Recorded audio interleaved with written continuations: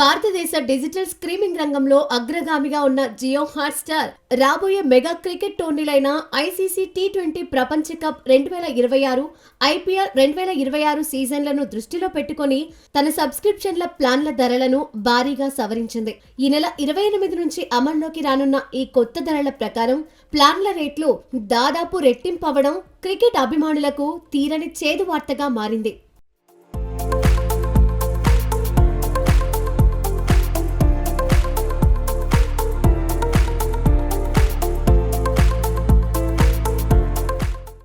ప్రస్తుతం జియో హాట్‌స్టార్ వార్షిక ప్రీమియం 1,499 రూపాయలుగా ఉండగా ఇప్పుడు అదే ప్లాన్ ధర ఏకంగా 2,199 రూపాయలకు పెరగడం మార్కెట్లో చర్చనీయాంశమైంది.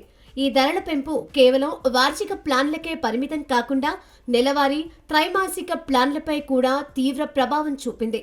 మొబైల్ వినియోగదారులు ఇకపై నెలకు 79 రూపాయలు, 3 నెలలకు 149 రూపాయలు, ఏడాదికి 499 రూపాయలు చెల్లించాల్సి ఉంటుంది.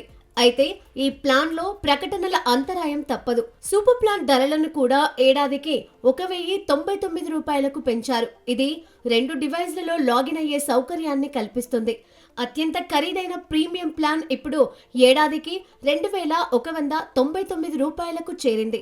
దీని ద్వారా యూజర్లు 4 డివైస్లలో ఎటువంటి ప్రకటనలు లేకుండా లైవ్ స్పోర్ట్స్, సినిమాలను వీక్షించవచ్చు. పాత సబ్స్క్రైబర్లకు ఆటో రెన్యువల్ ఆప్షన్ ఉంటే ప్రస్తుతానికి పాత ధరలే వర్తిస్తాయని సంస్థ ప్రకటించడం పాత వినియోగదారులకు కొంత ఉపశమనం కలిగించే అంశం. అయితే కొత్తగా చేరే వారికి మాత్రం ఈ భారం తప్పదు.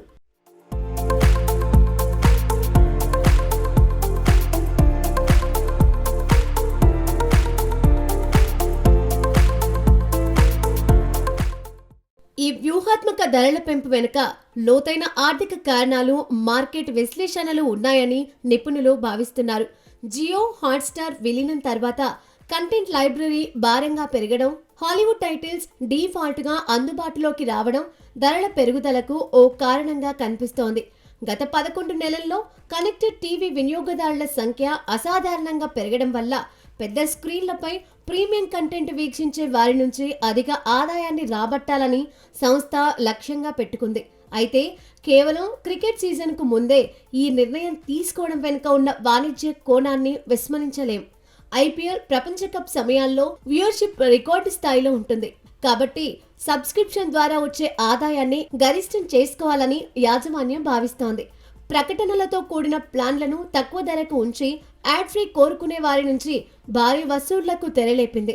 సోషల్ మీడియా వేదికగా ఈ ధరల పెంపుపై నెటిజన్ల నుండి తీవ్ర వ్యతిరేకత వ్యక్తమవుతోంది. ప్రారంభంలో ఉచితంగా క్రీడలను చూపిస్తూ అలవాటు చేసి ఇప్పుడు కీలకమైన టోర్నమెంట్ల సమయంలో ధరలు పెంచడం సరికాదని అభిమానులు ఆగ్రహం వ్యక్తం చేస్తున్నారు. ముఖ్యంగా మధ్యతరగతి క్రికెట్ ప్రేమికులకు 2,199 రూపాయలు అనేది ఒకేసారి భరించడం కష్టతరమైన విషయమని పలువురు అభిప్రాయపడుతున్నారు.